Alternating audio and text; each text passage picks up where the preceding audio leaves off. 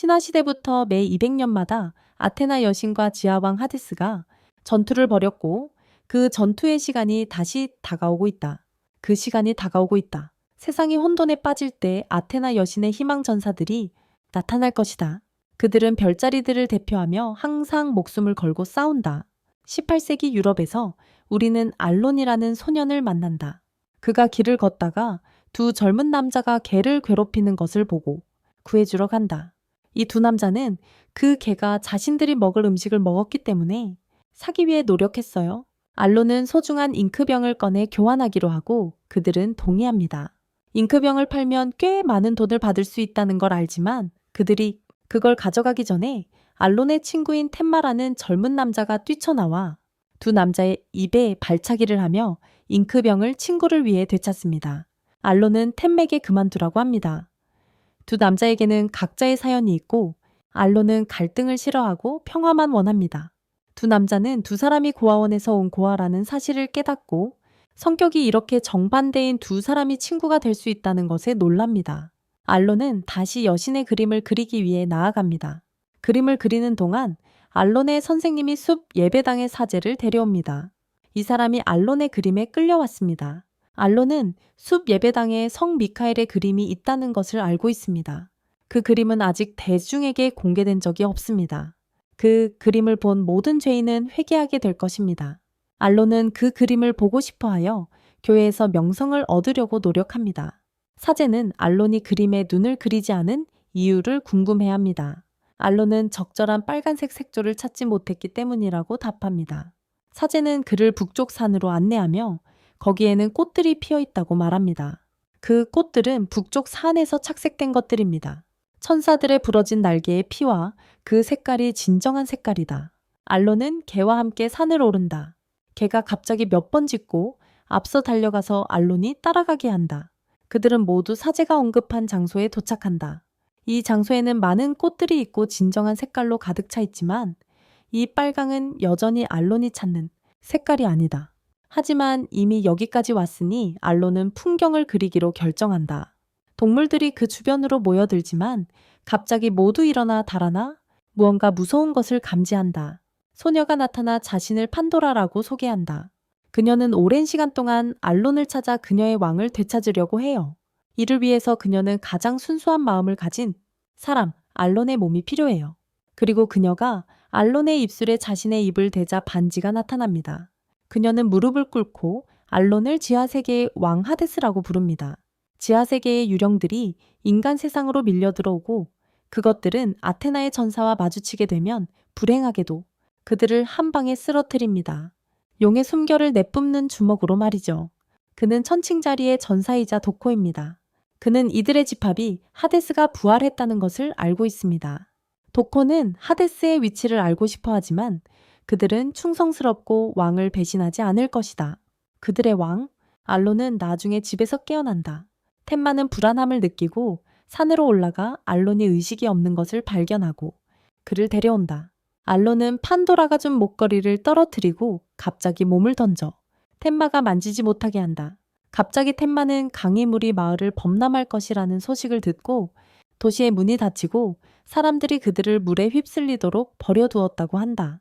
뮤레이, 알론은 설득하기 위해 말을 사용하고 싶어 하지만 템마는 다른 사람에게 의존하는 대신 뭔가를 하고 싶어 한다. 다른 사람에게 의존하는 대신 템마는 알론이 몇 년 전 그들 사이의 약속과 친구를 기억하기를 원한다. 그들 사이의 약속과 친구를 기억하기를. 템마는 가족과 친구를 어떤 대가를 치르더라도 보호하겠다고 결심한다. 그는 강으로 달려가 바위가 강의 흐름을 가로막고 있는 것을 본다. 그래서 그는 그것을 부수고 싶어 한다. 하지만 부서지는 것은 템마의 손이다. 숲을 걷고 있는 도코는 약한 에너지를 감지하고 템마를 찾으러 달려간다.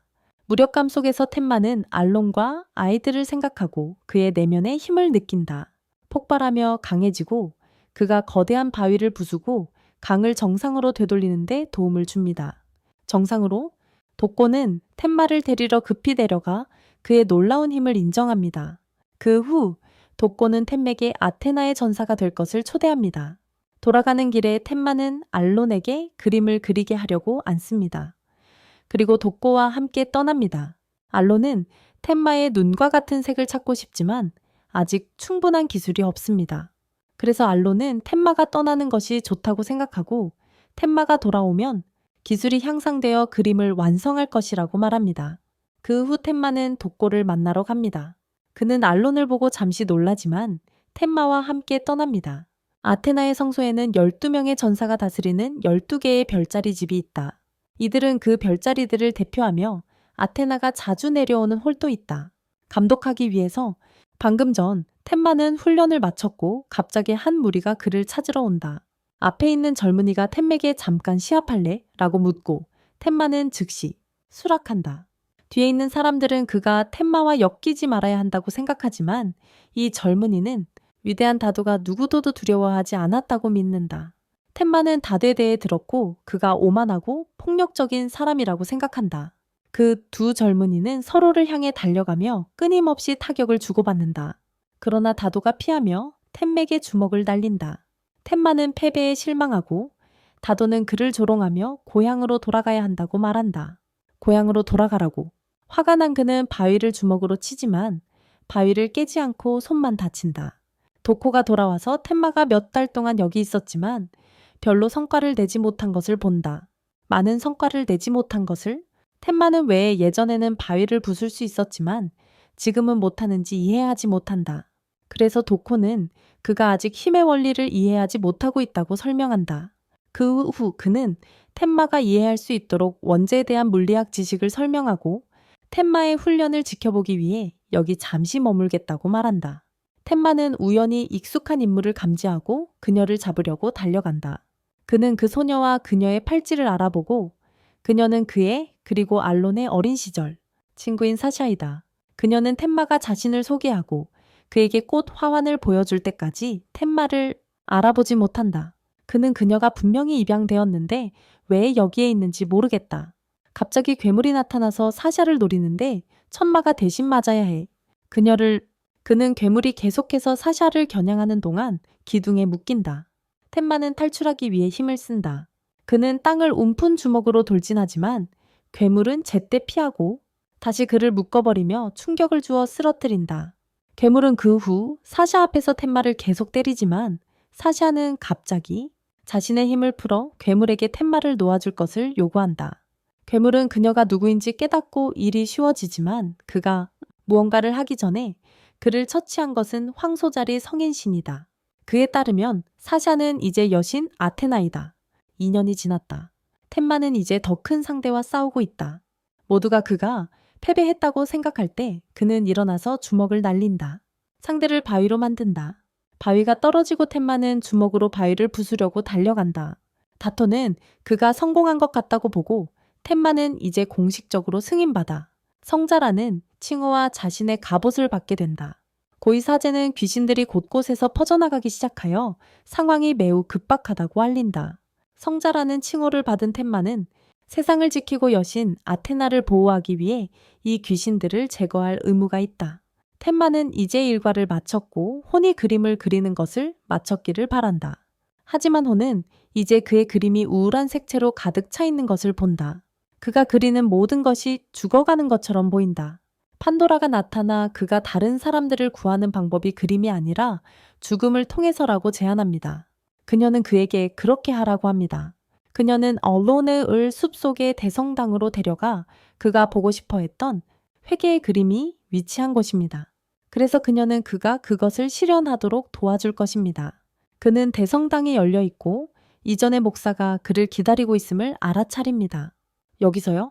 한편 텐마는 몰래 사샤를 만나러 왔고 예전의 시간을 떠올리게 합니다.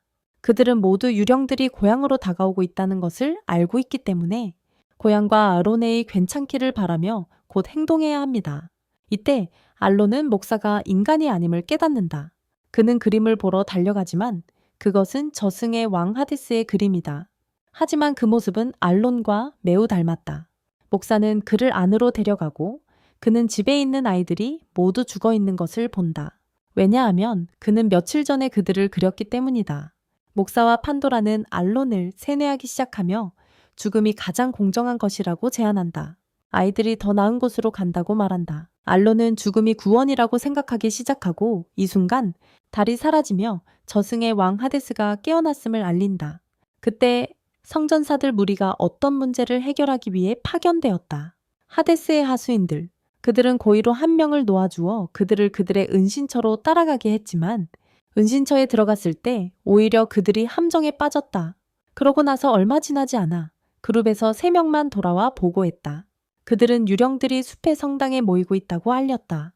그들은 이후 자신의 진짜 얼굴을 드러내고 갑옷을 검은색으로 바꿨다. 그들은 사실 죽었고 하데스에 의해 부활되어 아테나의 머리를 빼앗기 위해 돌아온 것이었다. 아테나의 머리를 도코아 씨는 그들을 저지하기 위해 서둘렀고 즉시 처리하기로 결정했다. 사샤는 그들의 내면의 진짜 목소리를 듣고 두 사람을 막으려 했지만 이미 너무 늦었다. 그녀는 세 사람에게 다가가 그들의 마음을 들었으며 그들이 진정으로 그녀를 위해 싸우러 돌아가고 싶어 했다고 말했다. 하지만 이미 늦었다. 도코아 씨는 동료를 공격해야 한다는 것에 부끄러움을 느끼고 숲속의 그 성당을 처리하기 위해 사람들을 데려가기로 결심했다. 도코는 그 후 텐마와 다토에게 계획을 발표했다. 도코는 다토가 무리하지 않기를 바라지만 그는 템에게 지지 않겠다고 말했다. 텐마는 그들이 고향으로 돌아가려 한다는 것을 알았고 그는 사샤의 자리를 혼자서 지키겠다고 다짐했다. 얼마 지나지 않아 그들은 고향에 도착했다. 텐마는 혼자 남아 도시에서 빛나는 기둥을 보고 걱정이 되어 그룹에서 떨어져 혼자 가기로 했다. 도코는 텐마가 너무 서두르지 않기를 바랐다. 하지만 지금 그 앞의 장면은 죽은 사람들로 가득 차 있었고 마을은 불길에 휩싸여 있었다. 불꽃! 그는 집으로 달려가서 아론의 그림들만 피로 덮여 있는 것을 발견했다. 한 인물이 그를 하데스의 제물로 사용하려 했지만 텐마는 완전히 격분한 그는 공격을 막고 전력을 다한 주먹으로 공격자를 날려보냈다. 아론이 텐마가 돌아왔다는 것을 알아차리고 약속대로 그를 만나기로 결심했다. 그가 만든 그림을 그에게 주었다. 텐마는 도코가 그를 발견했을 때 완전한 절망에 빠져 있었다. 갑자기 다토가 그들에게 날아왔다. 하데스, 아니면 알론도 나타났다.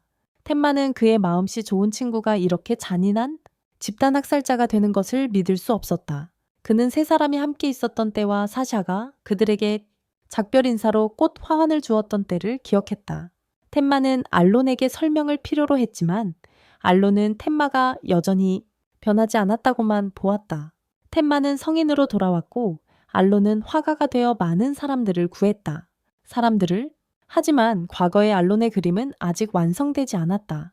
그는 이 그림을 완성하기 위해 필요한 빨간색을 방금 찾았고 그것은 피의 색이었다. 그는 그림에 2개의 대각선 선을 그었고 텐마는 갑자기 심각한 부상을 입었다. 텐마는 쓰러져 알론의 손목에 있는 팔찌를 찢어냈다. 도코는 알론의 머리카락이 검은색으로 변한 것을 알아챘다. 알론은 두 친구와 자신의 과거에게 작별 인사를 하였다. 이제 그는 공식적으로 하데스가 되었다. 도코는 깊이 생각하지 않고 공격하려고 서둘렀지만 하데스의 부하 중 한 명인 카가오가 도중에 막아섰다. 그의 힘은 도코와 비슷했다. 도코가 온 힘을 다해 싸우려 할 때 신이 그를 멈추고 끌어내기 위해 도착했다. 도코가 모두를 걸고 나오려는 찰나 신이 달려와 도코를 말리고 끌어냈다. 더 중요한 일이 있어서였죠. 그는 도코와 천마가 땅이 무너지면서 아래로 떨어지는 것을 도무지 막을 수 없이 지켜봐야 했다. 땅이 갈라졌다. 하데스는 카가오에게 추격하지 말라고 명령했다. 하데스는 모든 유대 관계를 처리했으며 이제 시간이 왔다고 말했다. 신성 전쟁을 시작하라. 귀환한 하데스는 자신이 지배하는 모든 유령들을 모았다. 그는 아테나의 전사 각각이 별자리를 대표한다는 것을 드러냈다. 그래서 전사가 쓰러지면 별자리는 사라지고 검게 변할 것이다. 처음은 텐마부터다. 하데스는 자신의 군대가 아테나의 죽음으로 하늘 전체를 검게 만들기를 원했다. 판도라는 유령 군대 중 가장 강력한 미노스를 성지로 호출하여 그의 힘을 보여주었다. 카가오는 하데스를 만나 그의 손을 보기를 요청했다.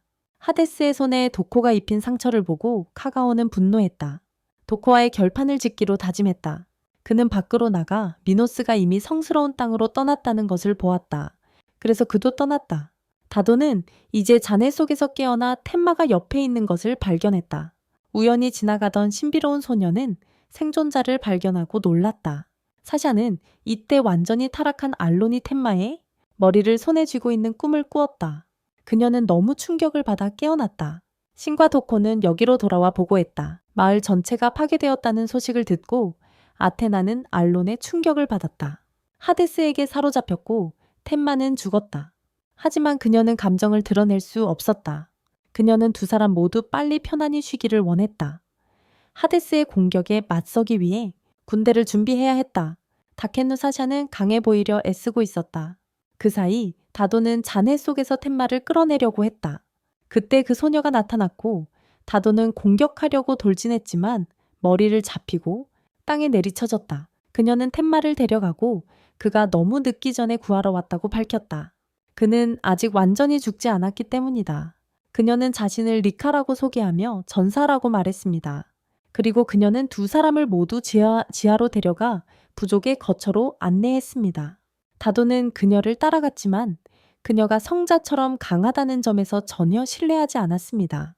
그리고 텐마가 완전히 죽지 않았다는 것을 알고 있었습니다. 입구에 들어서자 다도는 자신들과 같은 성자병기의 갑옷을 보았고 의심하게 되었습니다. 그 조직이 수상하다고 느껴져 떠나려 했지만 뒤에서 공격받았습니다. 그는 화가 나서 그들에게 따졌지만 장로는 그들이 아텐에게 봉사하는 동맹이라고 밝혔습니다. 아테나를 섬기는 동맹이었습니다. 장로는 다도의 갑옷을 분리시키고 리케에게 피를 붓도록 요청했습니다. 그는 성역 갑옷을 복원하려면 많은 양의 피가 필요하다며 그럴 수 없다고 설명했습니다. 전투에 나가기 직전의 전사들로부터 피를 뽑아야 했기 때문에 그는 훈련시킨 리카의 피를 뽑아야 했다. 그는 리카에게서 피를 뽑았다. 그 후 몇 번 두드리자 갑옷이 다도로 돌아왔고 그는 이전보다 더 강해진 기분이 들었다. 그는 이제 더 강해진 기분이었다. 다도는 이제 장로가 텐마를 구할 수 있다고 믿고 바다로 나갔다. 장로는 텐마의 영혼이 아직 저승에서 잃어버린 상태라고 밝혔고 아테나의 기도가 담긴 화환 덕분에 그는 아직 멀리 가지 않았다고 말했다. 하지만 화환이 완전히 떨어지면 그는 영원히 사라질 것이라고 했다. 다도는 텐마를 구하고 아테나를 행복하게 만들기 위해 무엇을 할 수 있는지 물었다. 장로는 갑자기 자신의 검을 뽑으며 다도가 텐마를 구하고 싶다면 해야 한다고 말했다. 죽음을 맞이해야 지하 세계에 들어갈 수 있다. 그는 다덱에 검을 주며 그것이 텐마가 남아있는 동안 그를 보호할 것이라고 말했다. 남아있는 동안 그는 다도의 영혼을 그의 몸에서 분리시키고 그를 지하 세계로 보냈다. 갑자기 리카도 다도를 돕기 위해 내려왔다. 그녀는 텐마가 그 사람들의 흐름의 일부가 되기 전에 서둘러 행동하라고 촉구했다. 그들이 뛰어다니며 찾으면서 이들이 하데스에게 죽임을 당한 사람들처럼 보인다는 것을 깨달았다.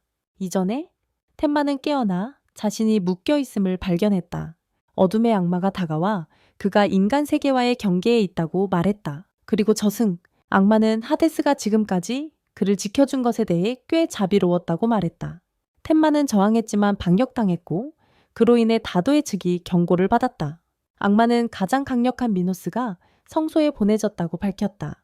그리고 텐마는 곧 여기서 친구들과 재회할 것이라고 했다. 그가 떠나자마자 다른 두 사람이 도착했지만 악마 경비원이 그들을 발견했다. 경비원은 다도와 리카에 의해 빠르게 처치되었지만 이전의 그림자 악마가 그들도 발견하고 돌아왔다. 그는 리카 뒤에 숨어서 기습 공격을 했지만 다도가 재빨리 그녀를 보호했다. 텐마는 다덱에 악마의 귀청을 찢는 비명 기술에 대해 경고했지만 리카는 어느 방식으로든 기소되었고 악마의 비명 능력에 완전히 압도당했다. 다도가 악마에게 붙잡혔기 때문에 그는 악마의 모자를 차버렸다.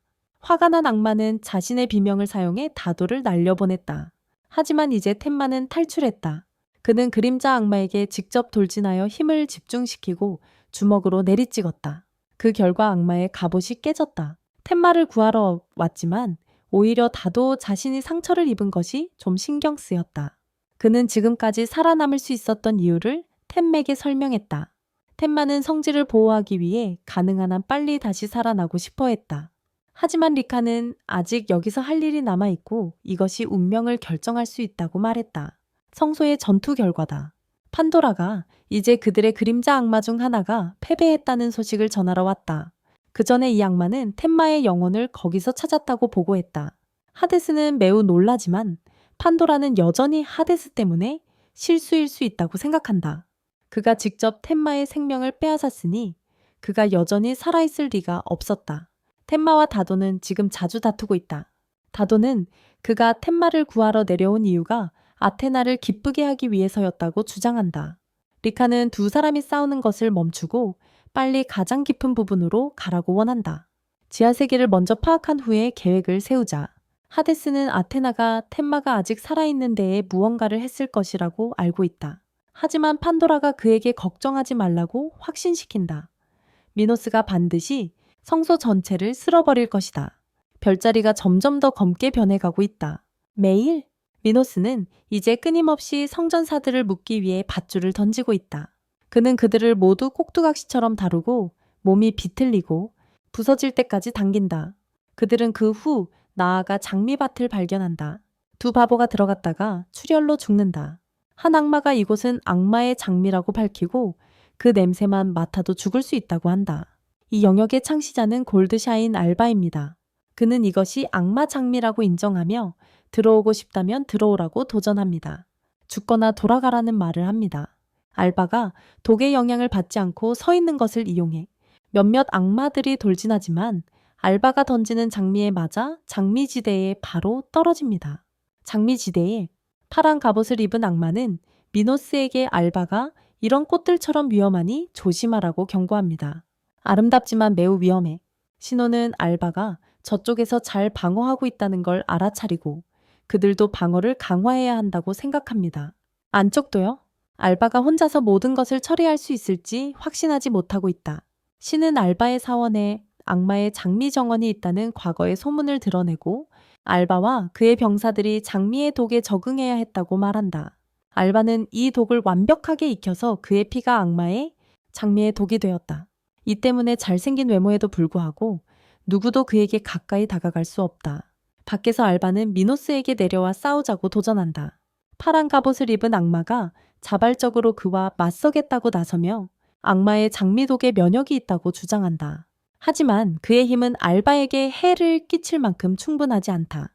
접촉하는 모든 것을 부식시킨다. 악마는 탈출하여 트럼프 카드를 드러내기 시작한다. 그는 독가스를 퍼뜨려 모든 장미를 시들게 한다. 이 가스가 성소로 들어갈까봐 걱정된 알바는 모든 도끼를 흡수하기로 결정한다. 성소의 마을 사람들은 알바가 불리하다고 생각하지만 한 소녀는 그가 매우 강해서 이길 거라고 믿는다. 그러나 마을 사람들은 성전에서 살아가는 동안 성전 전쟁에 대해 걱정한다. 성전 안에서 한편 알바는 모든 보라색 도끼를 흡수하고 움직일 수 없게 된다. 파란 갑옷을 입은 악마는 기회를 놓치지 않고 몇 차례 공격하지만 물러난다. 위험을 감지한다. 알바는 회복하고 독을 다시 빨간색으로 바꾼다. 그는 여러 개의 독이 있는 가시를 만들어 파란 갑옷을 입은 악마를 찔러 물리친다. 그를 물리친다. 악마는 외부에서 독으로 보호받고 있지만 내부는 취약하다. 미노스는 이제 직접 전투에 나서야 한다. 그는 모든 도끼 있는 공기와 꽃의 잔해를 쓸어버리는 회오리를 만든다. 그는 파란 갑옷을 입은 악마가 싸우는데 필요하지 않았음을 드러내고 자신만으로도 충분하다고 말한다. 자신만으로도 충분하다. 그는 자신의 끈을 던져 알바를 붙잡고 더 이상 그를 통제할 수 없다고 말한다. 자신의 몸, 주변의 마을 사람들을 발견한 미노스는 먼저 그들을 처리할 사람을 보냅니다. 자신은 알바와 좀 더 놀기로 합니다. 알바는 저항하려 하지만 미노스에 의해 통제되고 억제됩니다. 미노스는 알바에게 무엇을 할지 고민하다가 그의 잘생긴 얼굴을 먼저 망가뜨리기로 결정합니다. 그는 알백에 자신의 얼굴을 주먹으로 쳐보라고 시킨 후 다음에는 손이나 발이 될지 지켜보았습니다. 결단력 있는 눈빛을 보며 그는 어디를 겨냥해야 할지 알았지만 알바는 고의로 자신의 어깨를 부러뜨려 이전 공격이 그의 눈을 피하게 했습니다. 미노스는 알바가 이제 아무것도 할 수 없고 마을 사람들은 분명히 죽었다고 생각했지만 그는 미노스가 단지 하나의 함정만 설정했다고 생각한 것이 잘못이라고 말했다. 앞서 나갔던 그룹은 그가 이전에 설정한 숨겨진 무기의 함정에 빠졌다. 그가 설정한 함정이었다. 발사된 각 장미는 목표의 심장을 꿰뚫을 것이고 완전히 빨갛게 변하면 그 사람은 죽은 것으로 간주될 것이다. 미노스는 자신이 한 말이 사실임을 깨달았고 그래서 알바의 몸을 더 심하게 파괴하기로 결심했다. 하지만 독이 다시 나타났고 그는 먼저 자신의 독으로 죽을지 아니면 그에게 의해 파괴될지를 보고 싶었다. 그는 모든 의지를 다해 독을 미노스 쪽으로 밀어보냈지만 미노스는 그의 날개로 그것을 막고는 자신을 죽이게 만든 후 고개를 돌렸다. 마을 사람들은 이제 대피하려고 했지만 미노스는 여기 와서 이 마을의 나머지를 파괴하기로 결심했다.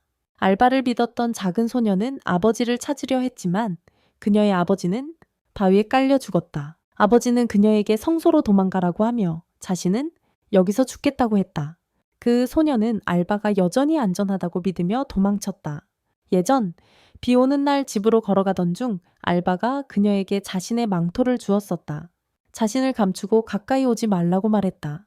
그녀는 아버지가 알바의 상태에 대해 이야기하기 전까지 알바가 추운 줄만 알았다. 그녀는 알바를 다시 보기 바라며 도망쳤지만 미노스가 그녀를 발견했다. 그녀가 장미를 가지고 있는 것을 보고 알바와 연결되어 있다고 판단하고 그녀도 보내기로 결심했다. 그러나 신은 미노스와 싸우러 여기 왔다. 그는 12골드 세인트의 리더로서 더 이상 스펙터의 리더가 날뛰는 것을 막아야 한다고 믿었다. 하지만 그 자신도 미노스에 의해 얽매이고 통제당하고 있었다. 팔이 부러질 순간 검은 장미가 로프를 잘랐다. 그것은 그가 팔이 부러지기 직전이었다. 검은 장미가 로프를 잘랐다. 알바는 몸이 심하게 상한 상태에서도 다시 한번 나타났다. 그는 신을 괴롭게 한 것에 대해 사과했지만 이것은 그가 끝내야 할 전투였다. 그는 신에게 모든 사람을 자신으로부터 최대한 멀리 보내달라고 요청했다. 이제 그는 마지막 카드를 사용하다. 미노스는 알바가 아무리 노력해도 결과는 같을 것이라고 생각했다. 힘이 없는 그는 결국 다른 이들의 장난감에 불과할 것이다. 그는 아직도 알바의 아름다움을 존중해서 그를 살려두려 했지만 알바는 거절했다. 안타깝다. 그는 오랫동안 고독 속에서 살아왔지만 그것이 바로 그의 생활 방식이었다. 선택했으며 누구도 판단할 권리가 없었다. 그는 많은 독이 있는 피가시를 미노스에게 쏘아보냈다. 신은 알바가 자신의 몸의 모든 피를 사용해 미노스를 끌어내려 한다는 것을 깨달았다. 알바는 쓰러졌고 미노스는 이제 신의 차례라고 생각했지만 신은 그에게 아래를 보라고 말했다. 알바가 이전에 입에 물고 있던 장미는 이제 그의 가슴에 있었다. 사실 이건 알바가 그를 속이기 위해 빨갛게 염색한 흰 장미였고 이제 장미가 진짜로 빨갛게 변했으니 그의 생명은 끝난 것으로 여겨졌다. 그는 이 모든 지역을 자신과 함께 가져가려 했지만 신이 그를 유리우리에 가두어 그가 씁쓸하고 원망스럽게만 나갈 수 있게 만들었다. 알바는 마지막 말을 남겼다. 그는 자신의 삶을 이 장미들과 함께 살아왔고 이렇게 아름다운 모습을 처음 보았다고 말했다. 신은 알바의 시신을 다시 가져왔다. 작은 소녀는 뒤쫓아와서 신성한 전쟁이 계속되냐고 물었다. 금 성인들이 하나씩 죽어가게 되는 걸까? 하지만 그는 그들이 이상과 정의를 위해 싸운다고 생각했지 죽기 위해서가 아니었다. 그저 이상을 실현하는 과정에서 죽음을 마주해야 한다면 끝까지 싸울 것이라는 것이다. 갑자기 저승의 사람들이 나타나 신에게 그들을 높은 곳으로 인도해 달라고 요청했다. 사제여. 하데스는 지금 미노스가 금성술사와 함께 죽었다는 것을 알았지만 그는 여전히 부하를 되살릴 수 있었다. 고위 사제는 신에게 이 사실을 알려주었지만 미노스가 아테나가 만든 장벽에 갇혀 있어서 하데스의 마법이 통과하지 못해 되살릴 수 없다고 안심시켰다. 대제사는 신에게 이 일을 알려주었지만 미노스는 걱정하지 않아도 된다고 그를 안심시켰습니다. 이제 아테나가 만든 장벽 안에서 하데스의 마법이 침투할 수 없었다. 그를 되살려. 그러나 아테나의 힘이 닿을 때까지 하데스를 이기지 않으면 안 됐다. 하지만 아래 사람들은 그들에게 단 하루만 더 기다리면 좋은 소식이 올 것이라고 전했다. 아테나를 위해 텐마의 부활에 대해 오셨습니다. 한편 천마는 어디로 가는지 모르면서 달려가고 있었다. 리카에 따르면 그들은 저승의 큰 나무에 도달해야 했습니다. 왜냐하면 그림자 존재들은 죽음의 개념이 없었기 때문입니다. 그들이 방금 물리친 존재들은 언젠가 다시 부활할 것이고 그들을 대처할 방법은 그 큰 나무에 있었습니다. 세 사람은 나중에 출구를 찾았지만 일어나자마자 세 개의 머리를 가진 개 케르베로스와 마주쳤습니다. 도토는 갑옷이 아직 남아있어서 혼자서 처리하고 싶어 했지만 한 머리에만 집중할 수 있었고 나머지 두 머리에 방해받았습니다. 다른 선택의 여지가 없었던 도토는 개를 템마 쪽으로 끌어당겨 완전히 물리칠 수 있는 일격을 날리게 했습니다. 하지만 그들은 멀리 가지도 못했을 때 헤라클레스가 다시 나타났다. 템마는 헤라클레스의 머리카락이 검게 변한 것을 보고 놀랐다. 리카는 이 기회를 놓치지 않고 미래의 위협을 제거하려고 서둘렀지만 헤라클레스에게 막혀서 그의 맛 오랜 친구와 대화에 열중하고 있던 탓에 밀려나 버렸다. 헤라클레스는 템마의 뛰어난 생존 기술에 매우 만족했다. 그는 템에게 자신의 편에 합류해 아테나와 싸우기를 원했지만 템마는 세상 전체를 지옥으로 만들고 싶지 않았다. 그는 자신이 사샤와 함께 싸울 것이라고 말했다. 헤라클레스에게 아니면 혼자서라도 어느 세상이 더 나은지를 보여주겠다고 말했다. 어느 세상이 더 나은 걸까? 헤라클레스는 템마의 말을 듣고 템마가 약속을 지키는 사람이라는 것을 알고 매우 흥미를 느꼈다. 그리고 그는 템마를 놓아주기로 결정했다. 또한 미래에 다시 만나겠다는 약속도 했다. 그런 다음 템에게 성지로 가라고 말했다. 그렇게 하면 세 사람이 다시 만날 수 있을 것이다. 도토가 멍청한 말을 해서 템에게 주먹을 맞았다. 세 사람은 계속 걸어가서 피폭포에 도착했다. 그들이 올라가면서 템마는 무언가 잘못되었다는 느낌이 들었고 다른 두 명에게 물었다. 하지만 그들은 갑자기 시간이 멈춘 것처럼 보였다. 그 순간 금색 성인 아틈이라는 사람이 나타났다. 템마는 하데스라는 지하세계의 왕을 다시 만난 것 같다는 것을 알아차렸다. 다시 한번 템마는 왜 지하세계에 황금 성인이 있는지 이해하지 못했다. 한편 도토는 황금 성인 바론의 궁전을 지나쳤다. 그는 그림자 존재들에 대한 이야기를 들었고 알바가 떠났지만 적을 밀어내었음에도 불구하고 여전히 방심할 수 없다고 느꼈다. 좋은 소식은 템마가 여전히 살아있다는 것이었다. 그리고 나쁜 소식은 바론이 황금 성인 아트미에게 뭔가 이상한 점이 있다고 의심하고 있었다. 적이 성지에 도달했지만 아트미는 여전히 자신의 궁전을 떠나기를 거부했다. 동시에 아트미의 이념은 다른 금색 성인들에 비해 상당히 낯설었다. 성인들 중에서 아트미가 차원을 넘나들고 신과 대화할 수 있다는 소문이 돌았기 때문에 아무도 아트미가 무엇을 생각하고 있는지 그의 진짜 정체가 무엇인지 알지 못했다. 아트미는 이제 템마를 천국의 죄수로 부르며 아테나가 이 성전에서 패배할 수도 있다고 믿었다. 천국의 템마는 아트미가 적이라고 의심하고 공격했지만 아트미가 무슨 말을 하는지 이해하지 못한 채 폭포 아래로 떨어졌다. 폭포 아래로? 템마는 자신과 하데스가 여러 생애 동안 업보 관계를 맺고 있었으며 이 관계는 각각의 성전에서 역전된다고 들었다. 생애. 이전 생에서 템마, 즉 성 페가수스는 항상 아테나와 가까이 있었고 그녀를 보호했습니다. 신들과 저승의 왕 하데스를 파괴할 만큼 강했습니다. 하지만 이번 생에서는 그가 너무 약했습니다. 템마는 아트미가 한 말은 신경 쓰지 않는다며 싸우러 나갔지만 아트미는 그의 약한 공격은 자신에게 전혀 해가 되지 않는다고 일깨워 주었습니다. 템마의 마음속에 아트미가 살아있는 부처로 보이는 이미지가 갑자기 떠올랐고 그의 손짓 하나로 아트미는 템마를 다시 한번 피해 폭포로 떨어뜨렸습니다. 그 후 아트미는 템에게 너는 누구이며 무엇을 위해 싸우는지 물었습니다. 그가 필요한 것은 스스로 알아낸 답이지 자신을 영웅으로 여기는 누군가의 오만한 말이 아닙니다. 그는 템에게 생명이 거쳐야 될 5개의 영역, 즉 지옥을 보여주었다. 굶주린 귀신의 영역, 동물의 영역, 아수라의 영역, 그리고 마지막으로 무수한 고통을 견뎌야 하는 인간의 영역이다. 템마는 이전의 인간의 영역에서 모든 고통을 경험한 적이 있다. 그는 또한 네가 이전 생에서 하데스를 상처 입혔다는 사실을 드러냈고 그래서 하데스는 두려워하며 그의 진짜 몸을 저승의 가장 깊은 곳에 숨겼고 이 세상에서 가장 순수한 인간의 몸을 빼앗았다. 그것이 내 친구 알론이 타락한 이유다.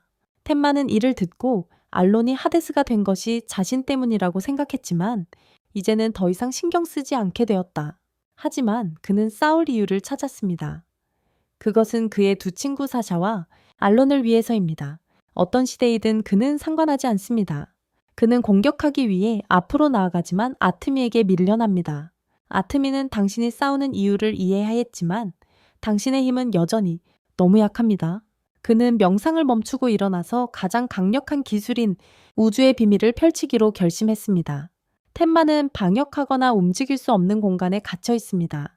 그는 아트미에게 점차 감각을 빼앗기게 되고 모든 감각이 사라지면 그의 영혼이 사라질 것이다. 곧 그는 모든 오감을 잃고 주변에 아무런 감각이나 시야가 없어진다. 그 앞에서 남아있는 유일한 것은 그의 정신 또는 육감이다. 그러자 그는 아트미가 사샤를 죽이는 것을 본다. 왜냐하면 그녀가 너무 약해서 헤이데스로부터 지구를 빼앗지 못할 것이라고 생각했기 때문이다. 없을 것이라고 생각했기 때문이다. 텐마의 감각이 갑자기 돌아오고 그는 이 공간에서 아트미에게 공격할 수 있다. 그는 아트미가 그리려 한 시나리오가 현실이 되지 않도록 결심한다. 그는 아트미를 성공적으로 때렸지만 사실 그가 때린 것은 지옥의 대나무였다. 대나무였다. 엠미는 그를 환상에 가두었지만 그의 영혼에 다가온 감정은 진짜였다. 엠미는 그의 능력을 인정하고 그가 이 나무에서 열매를 따서 장로들에게 가져가도록 허락하기로 한다. 그는 또한 언젠가 지구에서 그와 결투를 하겠다고 약속한다. 도코아리카는 이제 다시 움직일 수 있다. 텐마가 갑자기 넘어지며 방금 얻은 열매를 보여준다. 하지만 그의 꽃 화환은 거의 사라져가고 있으므로 빨리 수면으로 데려가야참 한다. 엠미는 이제 아테나를 만나러 왔다. 트미는 아주 적은 감각으로 태어났지만 몇 가지 감각으로 세상이 얼마나 고통으로 가득 차 있는지를 볼 수 있었습니다. 말을 만났을 때 그는 텐마가 어떤 사람인지 보았습니다. 트미는 아텐에게 부탁을 했습니다. 후 그는 다시 도코를 만났고 도코의 동생이 꽤 언한 인물이라는 것을 인정했습니다. 는 아트미가 템에 대해 어떻게 알았는지 이해하지 못했지만 트미는 이제 전투에 나가고 싶어 합니다. 코이 그룹은 거의 텐마를 지표로 데려왔지만 그들이 승의 표면에 도착하자마자 세 사람은 모두 딱정벌레 갑옷을 입은 유령에 의해 막혔습니다. 도코는 싸우기로 결정하고 리가가 텐마를 데리고 도망치게 합니다. 그게 너무 늦기 전에요. 그 후에 텐마는 인간 세상으로 돌아와 장로를 만났습니다. 그는 다른 두 사람들은 어디 있는지 물었습니다. 하지만 오직 리가만이 의식을 회복했습니다. 리가는 도토가 아래에서 싸우고 있다는 것을 텐맥에 알렸습니다. 그는 진심으로 다토를 싫어했지만 그에 비해 그가 죽는 것을 원하지 않았다. 그 순간 도토는 아래에서 싸우고 있었지만 상대방이 매우 크고 튼튼해서 고생하고 있었습니다. 상당히 크고 튼튼했습니다.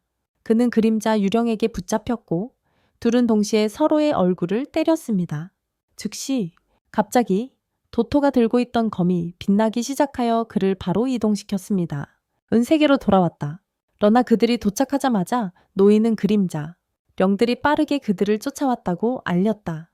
들은 펜도라의 지시로 큰 나무의 열매를 되찾아야 했지만 시의 어떤 이유로든 텐마의 그룹과 싸우고 없애야 한다고 했다. 지만 그들이 아무리 멀리 가도 그들은 트미의 환상에 빠져 들어갈 수 없었다. 는 그들을 지하세계로 되돌리기로 결정했다. 많은 아트미가 왜 여기 있는지 몰랐다. 단이 말해 그는 텐마를 데리러 왔고 노인을 만나기 위해서였다. 알다시피 그림자 유령은 죽을 수 없지만 이 물체는 그들의 불사의 존재를 지워버리고 그들을 아래에 봉인할 수 있습니다. 아트미가 여기 온 이유는 이 과일들을 무기로 만들기 위해서였습니다. 밖에는 꽤 강력한 그림자가 도착했고 그 또한 그 과일들을 되찾으러 왔습니다. 그들이 바위가시 위로 떨어져도 여전히 살아남아 다시 기어 올라왔습니다. 그들은 공격했지만 현재 장벽에 갇혀 있습니다. 텐마와 다토는 여기 금성인이 있으니 상황이 괜찮을 것이라고 생각했지만 아트미는 자신이 처리해야 할 다른 일이 있으니 그들이 스스로 해결해야 한다고 알렸습니다. 다른 일들이 있다고. 구체적으로 아트미는 자신의 피를 사용하여 텐마의 갑옷을 수리하고 위대한 나무 열매의 힘을 주입했다. 밖에서 들어오려는 자들이 아직도 있었고 텐마는 그들을 가로막기 위해 밖으로 달려나갔다. 이 갑옷 덕분에 그는 훨씬 더 강해진 느낌이었다. 한편 아트미는 자신의 모든 것을 이 대에 바치기로 결심했다. 그는 그러고 나서 기도를 위해 탑의 꼭대기로 올라가 앉아 모든 것을 정제하기 시작했다. 리카와 다토는 텐마를 돕기 위해 나가 그에게 아트미가 정제를 마칠 때까지 충분한 시간을 벌어야 한다고 알렸다. 잠시 싸운 후 텐마의 그룹은 지쳐 있었지만 다른 이들은 여전히 거머리처럼 끈질겼다. 하지만 아트미는 눈에 띄는 변화를 보이기 시작했고 그림자, 유령들은 걱정하며 그를 막으러 달려갔다. 그러나 텐마는 그들을 쫓아가 길을 막았다. 아트미는 이제 아테나를 처음 만났을 때를 기억했고 그녀가 몇 가지를 삶에 대해 설명해 주었다. 그는 이 세상이 고통으로 가득 차 있다고 생각했지만 그녀는 그의 고통을 보았고 자신도 같은 고통을 겪고 있다고 믿었다. 하지만 그녀는 여전히 인간임을 증명하기 위해 자신의 고통을 받아들였다. 후, 그는 정제를 마치고 그림자 유령들을 주의 진리로 끌어들이기 시작했으며 한 번의 손짓으로 그들을 영원히 죽게 만들고 활할 수 없게 했다. 는 이제 눈을 뜨고 생명의 빛을 보고 텐마의 진짜 얼굴을 볼 수 있었다. 미는 이제 모든 힘을 사용해 염주를 정제했기 때문에 세상을 떠났다. 는 사라졌지만 그가 남긴 유산은 아테나의 군대가 데스의 군대와 대등하게 싸우는 데 도움이 될 것이다. 이전에 알바의 독꽃에 의해 죽었던 이들은 이제 활했다. 들은 아테나의 장벽이 약해지고 축소된 것 같다는 것을 알게 되었고 그 이유는 그들은 이제 부활할 수 있었다. 하지만 그들이 멀리 가지도 못했을 때 골드 세인트 바론에게 처치당했다. 그들은 알바의 독정원 없이 바론이 그들을 다룰 수 없을 거라고 생각했다. 하지만 그는 팔짱을 낀 채로 그들이 돌진하는 것을 지켜보았다. 그들이 접근하자마자 그는 충격파를 방출하며 그들을 멋지게 처리했다. 도코가 도착했을 때 그는 바론이 큰 도움이 필요하지 않은 것 같았다. 바론은 도코에게 이 녀석들의 시체를 장벽으로 가져가서 계속 부활하지 못하게 하라고 했다. 그는 아트미의 이야기를 들었고 아트미가 지하에서 무엇을 했는지 몰랐다. 기지. 갑자기 그는 다소 강력한 존재가 다가오는 것을 감지했는데 그 존재는 전혀 선하지 않았다. 그리고 찾아온 이는 카가호였다. 그는 도코와의 결산을 하러 왔지만 바로는 물론 그에게 예의를 가르쳐야 했다. 한편 성소의 제자들은 여전히 훈련에 힘쓰며 밖에서 싸우고 있는 골드 성기사들에게 기여할 수 있도록 했다. 이 시점에서 카가오는 바론을 무시하고 그를 지나 도코를 찾았다. 하지만 바론이 그를 붙잡았고 그는 바론을 태우기 위해 불꽃을 일으키기 시작했다. 그러나 바론은 이 약한 불꽃이 아무것도 할 수 없다고 생각하고 그에게 강력한 타격으로 땅에 무릎을 꿇는 법을 가르쳤다. 카가오는 도망치고 바론과의 거리를 유지하기 위해 불로 변할 수밖에 없었다. 그 후 그는 바론에게 자기소개를 해야 했고 바론은 계속 팔짱을 끼고 있었다. 그 모습에 카가오는 이런 전투에서 그런 태도를 보이다니 분노했다. 물론 바론은 카가오를 이길 수 있다고 믿었기에 이렇게 태어날 수 있었다. 심지어 노력하지 않고도 카가오는 바론이 꽤 흥미롭다는 것을 인정하고 불꽃 같은 빛의 공격을 퍼붓지만 바론은 여전히 그것을 막기 위해 움직일 필요가 없었다. 그 후 그는 카가오에게 방역하여 그를 멀리 날려보냈다. 바론은 카가호의 불꽃이 강력하다는 것을 알아차렸지만 그것이 모든 것을 태워버린다는 것을 알게 되었습니다. 그리고 그 자신도 포함해서요. 그는 카가오의 능력이 아무 의미가 없다고 생각하기 시작했지만 카가오는 자신이 헤드스를 섬기는 것 외에는 아무것도 중요하게 여기지 않는다고 주장했습니다. 헤라스를 섬기는 것 외에는 아무것도 중요하게 생각하지 않아. 이 순간 세 제자가 과거의 바론과 함께 보낸 시간을 회상하고 있었습니다. 과거 그는 고아였던 아이들을 한 지붕 아래로 받아들여 키웠습니다. 하지만 어느 날 그는 성소로 돌아가야 했으므로 아이들을 떠나야 했습니다. 뒤에서 그중 가장 사랑했던 3명의 제자는 성인이 되어 성인으로 훈련받기 위해 그를 따라갔습니다. 하지만 훈련이 너무 혹독했어요. 한 명은 바론과 가까워지기 위해 그저 따라가고 싶었기 때문에 무서워했어요. 전쟁은 정말 무서웠지만 돌 기둥이 떨어질 때 바론이 달려와 기둥을 받치고 강함의 이상을 가르쳐 주었습니다. 힘에 대한 것이었죠. 그 덕분에 이제 모두가 바론만큼 강해지기 위해 더욱 결심했습니다. 바론과 맞먹는 힘을 갖추기 위해서였습니다. 갑자기 최근 바론의 힘이 급격히 상승하고 있다는 것을 알게 되었습니다. 바론은 지금까지 카가호의 공격을 받아보며 자신의 힘을 확인했습니다. 바론은 황소돌진으로 방역했지만 카가오는 이를 피했습니다. 카가오는 바론의 기술을 파악했다고 자신했다. 바론의 팔짱은 그의 공격 타이밍을 숨기는 방법이었다. 바론의 속도가 매우 빠르긴 했지만 카가오도 자신의 속도에 자신이 있었기 때문에 누가 더 빠른지 시험해 보기로 했다. 도코는 카가오의 존재를 감지하고 급히 달려갔고 많은 실버 성기사들이 도중에 패배한 것을 발견했다. 그들은 저항할 수 없이 매우 빠른 적에게 모두 쓰러졌다. 그는 자신이 맞다고 의심했다. 도코는 더욱 빠르게 달리기 시작했다. 이제 바로는 자신의 오만함의 대가를 치러야 했다. 그는 카가오의 불에 타기 시작했다. 카가오가 무모하게 그에게 돌진했을 때 바로는 그의 머리를 잡고 벽에 내리쳤다. 하지만 카가오는 바론을 불로 묶는 기술을 풀어냈다. 움직일 수 없는 바론은 카가오의 공격을 막을 수 없었고 도코가 도착했을 때 그는 심하게 타버린 바론만을 보았다. 도코는 바론이 죽었다고 생각하고 분노하며 카가오에게 돌진했다. 카가오는 간신히 피하면서 도코를 찾으러 왔다고 주장했지만 바론이 간섭했기에 그를 불로 묶고 죽였다고 말했다. 하지만 바론은 실제로 죽지 않았고 도코에게 자신의 싸움에서 물러서라고 요청했다.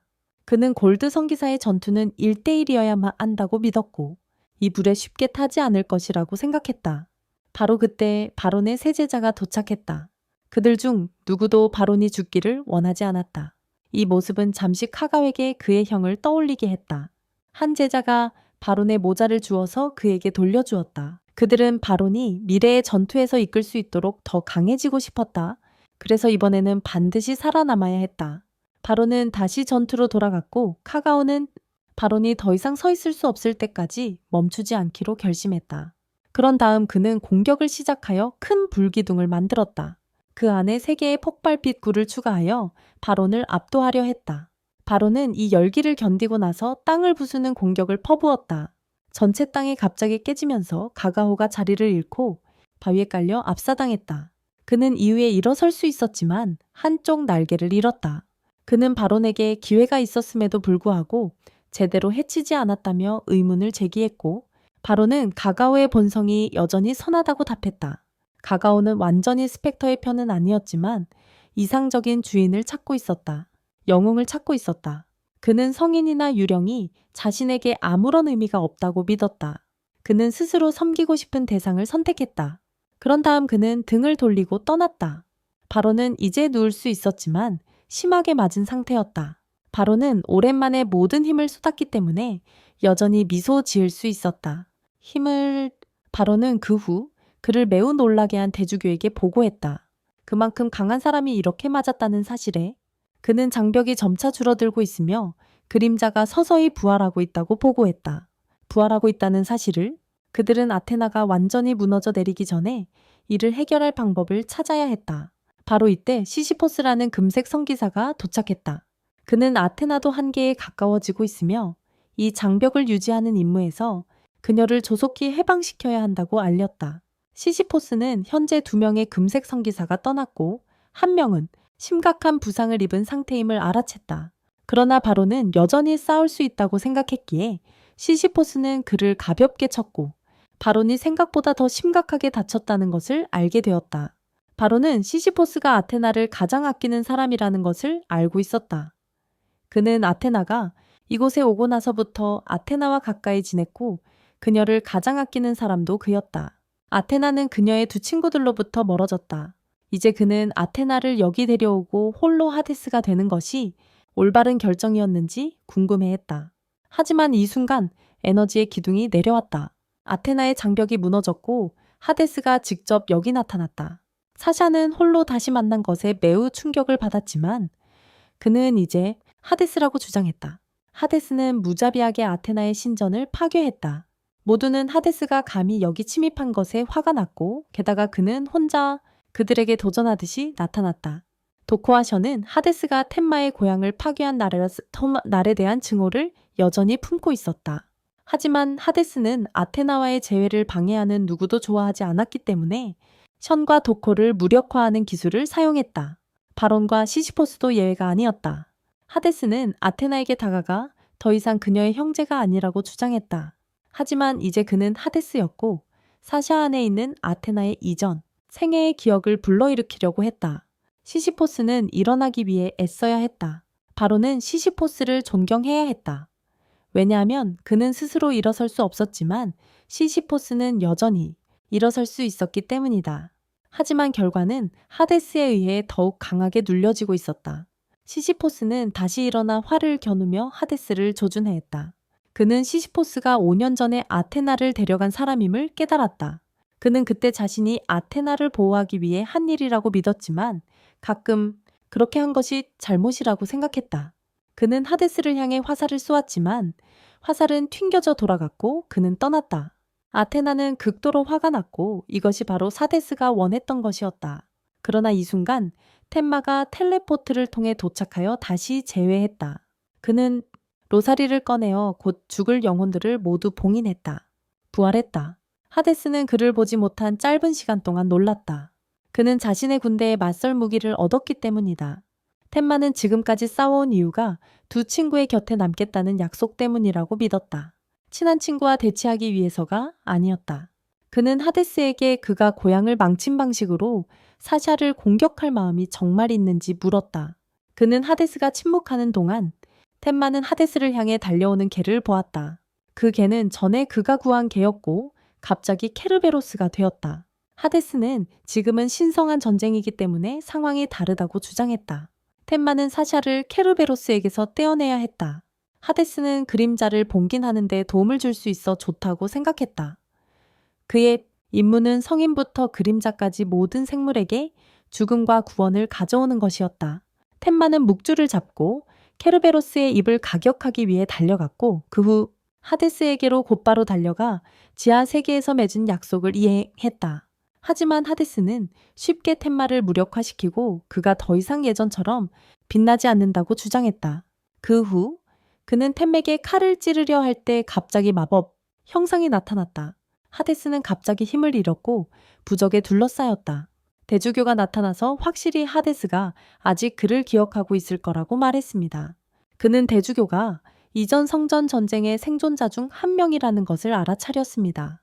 그는 부분적으로야 하데스의 힘을 해제하여 모두가 다시 움직일 수 있게 했습니다. 대주교는 이 함정을 미리 준비했지만 예상치 않게 하데스에게 걸려들었습니다. 하지만 하데스는 한 손으로 대주교를 날려버렸습니다. 이 주문들은 200년 전 성전 전쟁 때의 쓸모없는 것들이라고 주장하며 그리고 템마와의 재회를 방해하는 것이 그를 더욱 죽임을 당할 가치가 있다고 생각했습니다. 더구나 마음을 열고 인정하기는 싫었지만 대교황은 정말로 상대가 되지 않았다.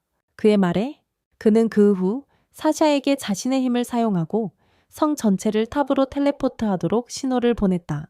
이곳은 200년 전에 하데스의 군대가 봉인된 곳이었고 그는 이번에는 단 한 번에 그를 이곳에 봉인하려고 계획했다. 사샤와 천맥에 혼자 남겨두기 위해. 하지만 하데스는 그들이 너무 순진하다고 생각했다. 그 순간 목소리가 울려 퍼져 천마와 사샤를 공격했다. 둘 다 피하며 마차가 착륙했다. 그것은 판도라의 마차였다. 대주교는 그녀를 하데스의 우두머리로 인정했고 이 세상의 악을 풀어놓은 사람이라고. 그녀는 하데스의 우두머리였고 이 세상의 악을 풀어놓은 사람이라고. 판도라는 자신이 항상 하데스의 충실한 하인이라고 인정하며 하데스의 자매나 연인으로 환생했어야 한다고 말했다. 그러나 아테나처럼 신이 감히 인간의 몸을 빌려 하데스의 자매가 되어 그를 감시하다니. 하지만 아테나는 그런 말에 신경 쓰지 않았다. 혼자와 템마와 함께한 날들은 그녀에게 매우 행복했기 때문이다. 판도라는 그녀가 여전히 반항한다고 생각해 그녀를 때리려 했고 템마가 그걸 막으려고 일어섰다. 하데스는 지루해지기 시작해서 판도라에게 돌아가라고 말했다. 템마가 그들을 보내주지 않자 하데스는 그에게 그 차이가 얼마나 큰지를 보여주었다. 그들의 힘 안에 있었다. 하데스는 금의 성전사들과 세상의 모든 사람들을 묘사한 하늘의 그림을 만들었다. 세상에 있는 모든 사람들. 하데스가 그 그림을 완성하면 모두가 죽게 될 것이다. 성소에 있는 모든 사람들은 이것을 보고 하데스가 만든 것임을 알았다. 하데스는 템맥의 이 그림은 하늘 전체를 덮고 세상의 모든 영혼이 담길 때 완성될 것이라고 말했다. 템마는 하데스에게 그려진 사람들에게 어떤 일이 일어날지 확실히 알고 있었다. 그는 그것을 직접 경험했기 때문에 얼마나 끔찍한지 알고 있었다. 하데스는 너무 지루해서 돌아가기 위해 마차에 올랐다. 템마는 그를 쫓고 싶었지만 유령에게 공격당했다. 바로는 템마가 하데스를 물리칠 수 있는 사람이라고 믿었기 때문에 그녀를 막기 위해 서 있어야 했다. 그는 하데스에게 대답을 요구하기 위해 급히 다가가서 마차에 매달렸다. 하지만 주먹을 날리려던 순간 판도라가 그를 쏘았다. 그 유령도 그렇게 떠나버렸다. 하데스는 판도라에게 유령이 그를 감시하도록 몰래 따라오게 했는지 물었다. 하지만 그녀는 말을 더듬으며 대답하지 못했다. 한편 고위 유령들은 하데스가 아직도 너무 충동적이라는 것을 보았다. 그는 여전히 아테나와 템마와의 기억을 끊지 못하고 있었다. 그들은 진정으로 하데스를 깨우고 알론의 기억을 완전히 버리기 위해 무언가를 해야 했다. 대교황과 아테나는 알론을 되돌릴 기회가 거의 사라졌음을 깨달았고 이제 그들이 할 수 있는 유일한 것은 하데스와 맞서는 것이었다. 3일이 지나고 모두가 성격을 재건하는 과정에 들어갔지만 모두 하데스의 그림에 대해 불안해하고 있었다. 도코는 템마의 머리를 두드려 그가 일하도록 만들어야 했다. 그는 여전히 살아있고 하데스와 맞서기 위해 돌아온 것에 기뻐했다. 그는 시시포스가 하데스에게 맞아 여전히 의식이 없는 것이 안타까웠다.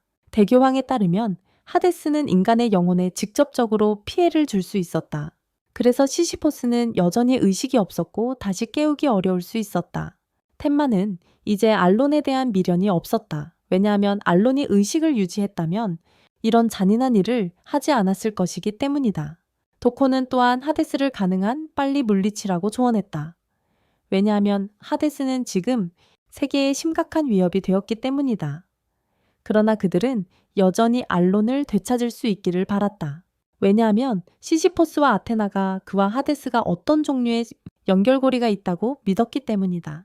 그때 템마는 바론의 학생에게 물건을 나르는 도움을 요청받았다. 학생이 자신보다 더 많은 물건을 나르는 모습을 보자 템마는 더욱 강해지고 그를 도와주고 싶어졌다. 그동안 판도라는 갑자기 다른 2명의 저승신들과 마주쳤다.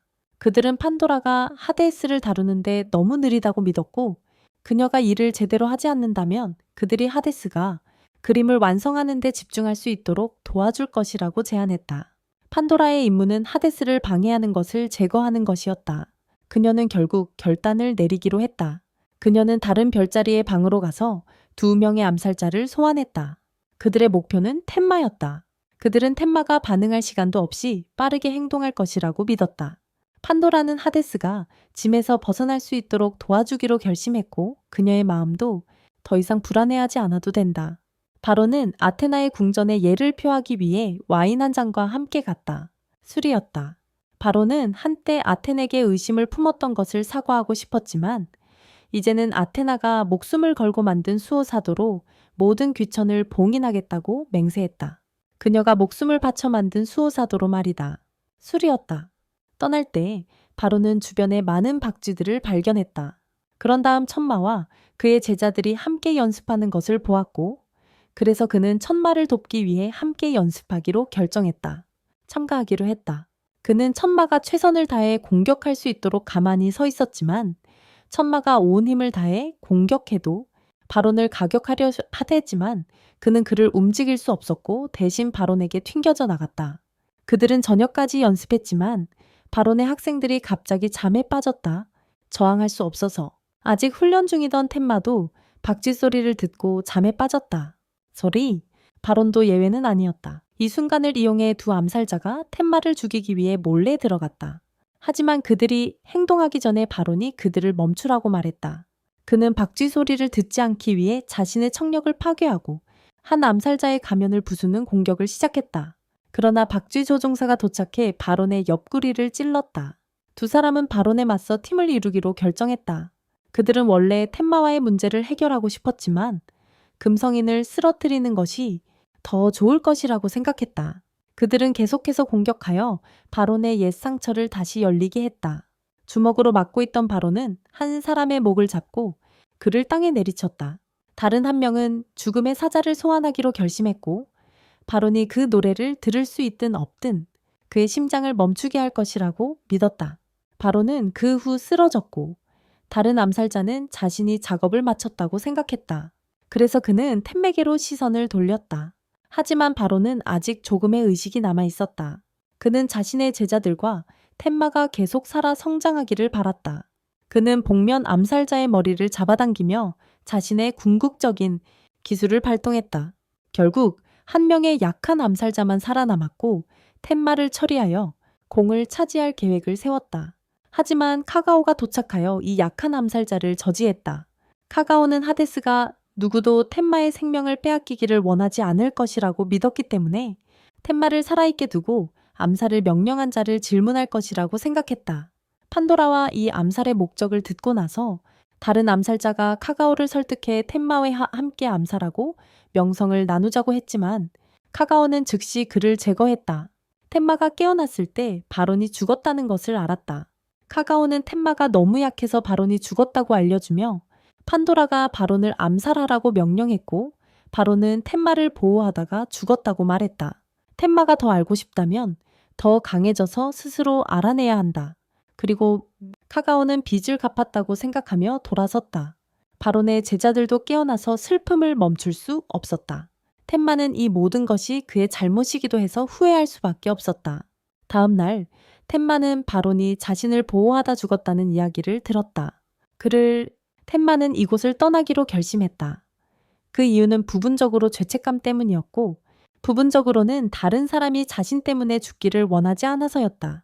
도코와 시네는 텐마를 찾기 위해 떠나야 했다. 그들은 그가 너무 많은 골드 성전사들이 쓰러지는 것을 보고 불안해하고 있다고 의심했다. 더욱이 텐마가 지금 이 순간 떠난다면 탈영죄로 기소될 수 있었다.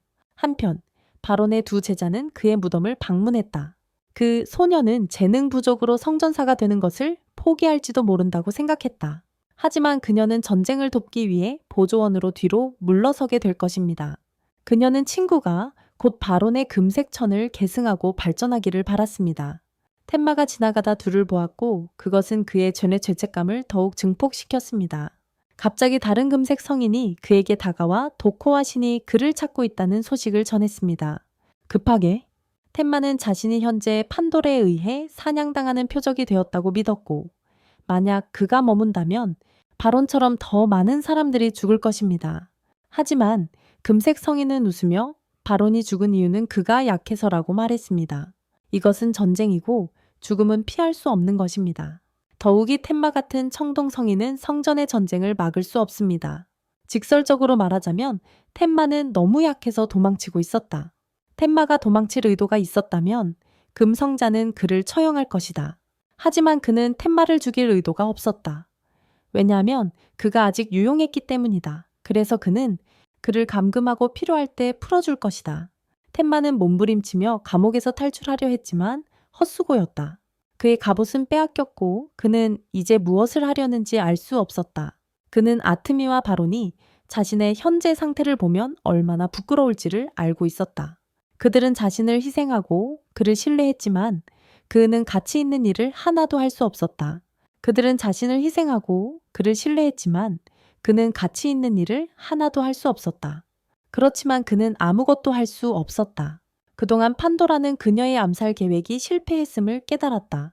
하데스가 그녀가 혼자 행동한 사실을 알게 된다면 그는 분명 화를 낼 것이다. 하지만 그녀는 하데스가 자신을 이해해 줄 것이라고 믿었다. 갑자기 이전의 주교가 다가왔다. 그는 이번에는 판도라의 실패를 용서해 주겠지만 그녀는 하데스에게 설명해야 한다. 그녀가 무엇을 하든 하데스는 결코 그녀의 감정을 신경 쓰지 않을 것이고 결국 그들은 멀어질 것이다. 하데스는 그의 그림을 소홀히 하고 텐마를 찾으러 갈 것이지만 그들은 그녀에게 하데스를 여기 붙잡아 둘 힘을 줄 것이다. 판도라가 다음으로 하데스를 만나 그가 자신의 힘으로 행동했다는 이유로 질책을 받았습니다. 하지만 판도라는 하데스가 여전히 두 친구와의 어린 시절 기억을 간직하고 있다는 것을 알아차렸습니다. 그러므로 그녀는 그 기억들이 하데스를 오염시켰다고 결론 지었습니다. 그녀는 다른 사람이 준 꽃가지를 사용하여 하데스를 그림에 집중할 수 있는 폐쇄된 공간에 가두었습니다. 그림에 집중할 공간. 텐마는 이때 자신의 세포를 빠져나오기 위해 자신의 힘과 손으로 벽을 부수려고 노력했습니다. 맨손으로 돌토가 도착하여 그가 파낸 탈출 경로를 보여주었습니다. 돌토는 항상 텐맥에 이렇게 운이 나쁘게 되는 이유를 이해할 수 없었습니다. 텐마는 돌토에게 이끌려 밖으로 나와 리카와 재회했습니다. 리카도 성자가 되어 있었습니다. 도토와 텐마와 마지막까지 함께 갈 거야. 그는 장로가 이 일에 관여하고 있다는 것을 알고 직접적으로 헤라스 궁전으로 가고 싶다고 말했다. 헤라스 궁전으로 가고 싶다고 말했다. 대장로는 안전을 위해 성경 내에 텐마를 감금시켜야 한다고 믿었다. 성역의 영토 내에서 아테나는 불만스럽게 동의했지만 장로가 도착했다. 그들은 텐마가 원하는 대로 행동하게 해야 한다고 생각했다. 그들이 텐마의 날개를 자를 수 없기 때문이었다. 날개를 자를 수 없기 때문이었다. 자른다면 그는 혼자서 절대로 도달할 수 없을 것이다. 장로는 자신의 권한으로 그를 석방하고 책임을 지겠다고 했다. 그 사람, 대제사는 노인에게 텐마를 맡기는 것을 받아들여야 했다. 그는 아테나, 아니 사샤에게 텐마와 작별 인사를 하기 위해 한 번 만나라고 조언했다. 그녀는 신성한 지팡이를 남겨두고 혼자 뛰어갔다. 대제사와 노인은 판도라를 조종하는 두 사람이 있다는 것을 알았다. 그 두 사람은 이제 텐마가 하데스를 찾으러 오고 있다는 것을 깨달았고, 그 두 사람은 이제 텐마가 하데스를 찾으러 오는 것을 깨닫고, 그가 궁전 안으로 들어오지 못하도록 밖에 함정을 놓기로 결정했다. 도토는 떠나기 전에 아테나와 마지막으로 만날 수 없다며 불평하고 있었다. 그런데 갑자기 그녀가 찾아왔다. 텐마가 사샤를 다시 만났을 때 그는 새 친구가 다시 만나기로 약속했다. 약속했어. 성전의 전쟁에서 일어나는 모든 일에 대처할 각오를 했다. 그건 그의 약속이었고 그는 이를 지키려고 노력할 것이다. 이로써 영화의 첫 번째 파트가 마무리됩니다.